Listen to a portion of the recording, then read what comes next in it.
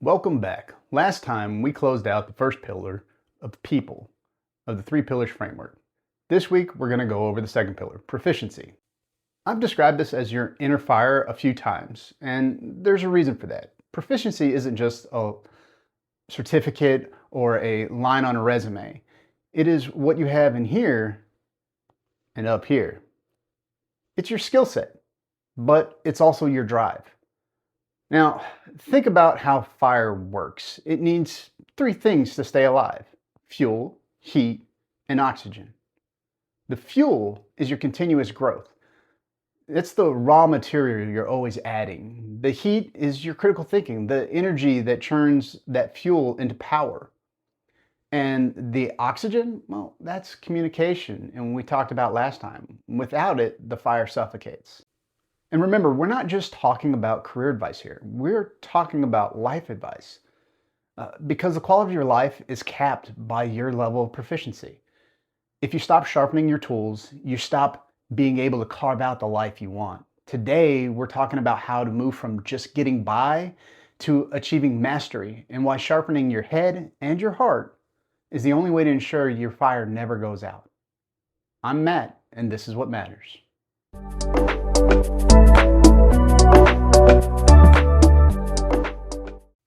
In this framework, proficiency isn't just a trophy you put on a shelf. It's a trajectory. It's the fuel for your inner fire.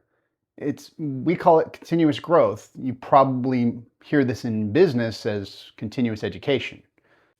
Think about your skills, and not just your job skills, but your life skills as a smartphone. If you never update the operating system, what happens to the apps? They stop working. The hardware is there, but it can't communicate with the modern world. Many people hit what I call competent complacency. They get good enough to handle their daily routine. They reach a level where they aren't in danger of failing, and then they stop. They let the fire settle into a low simmer and become like a fish on dry land. They were masters of their environment yesterday, but the tide moved and the world changed. They didn't. The inner fire that we talk about, it's the flat out refusal to stay on the plateau. It's the humility to realize that what got you here won't get you there. When we talk skill capital, we are talking about your personal bank account of ability. If you aren't making regular deposits through continuous growth, inflation in the form of new technology, new methods, and new challenges will eat your capital alive.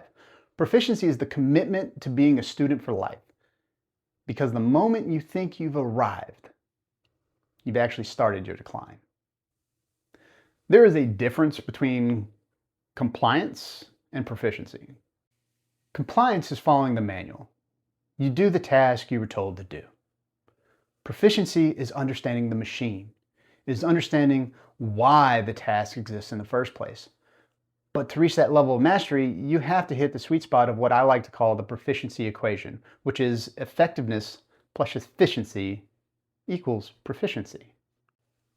Think about it this way. If you are effective but inefficient, you're getting the right result, but you're burning yourself out and those around you just to get there. You're swinging a dull axe, and yes, you'll get the tree down eventually, but you'll be too exhausted to build anything with the wood. If you're efficient but ineffective, you're just doing the wrong things really fast. You're spinning in the wrong direction.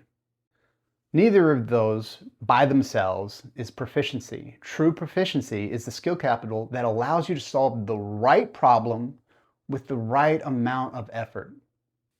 This is where critical thinking and problem solving come in. A task doer sees a roadblock and stops to wait for instruction.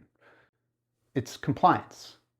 Problem solver uses their proficiency to find a way around, over, and through it.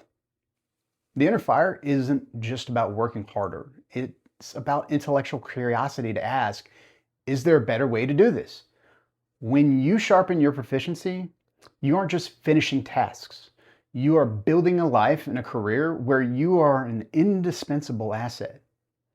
You stop fighting the machine and start mastering it. Here's the part most people miss. A solution that stays in your head doesn't solve the problem.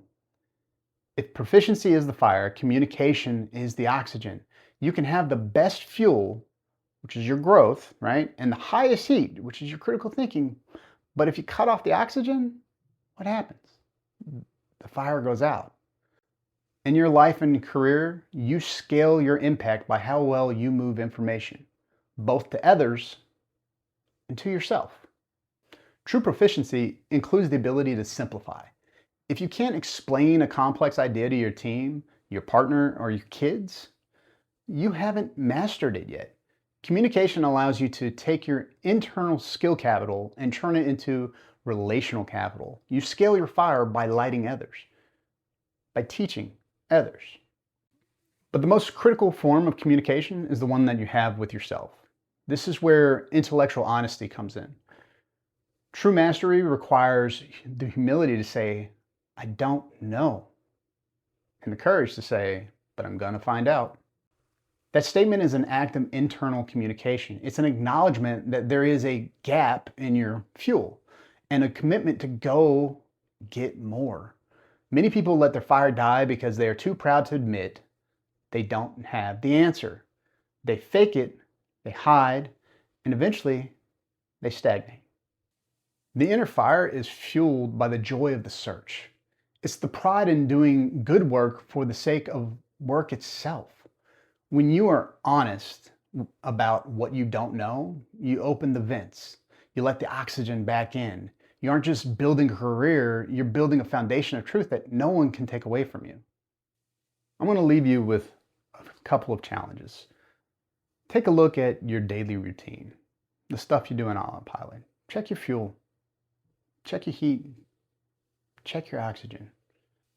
Are you operating out of competent complacency? Are you being effective but inefficient? Are you giving yourself enough oxygen? Are you communicating with yourself, admitting that you don't know? Move from compliance to curiosity. Stop just doing tasks and start building skill capital. Next time, we're moving to the final pillar, process. We're going to talk about your structural capital and how to stop managing to-do lists, start managing goals. We'll look at how documentation and metrics turn your inner fire into a steady, reliable foundation for the long haul. As always, thanks for listening, and I'll see you next time. I'm Matt, and this is what matters.